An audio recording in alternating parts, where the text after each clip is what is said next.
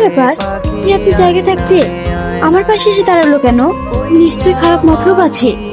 ওই কলেজ নামবে, college college college. স্বপ্নের মাঝে উড়াল দিয়া তোরে কেন্দাকি রাত জাগা অসভ্য, সে বাস স্ট্যান্ড থেকে ফলো করছিস আর এখানে অন্য ধরে টানছিস। মেয়ে দেখে লাল পড়ে না, জানোয়ার কোথাকার। এই চ। ভাবি কই গেলা পাখি আমার, কই গেলা পাখি।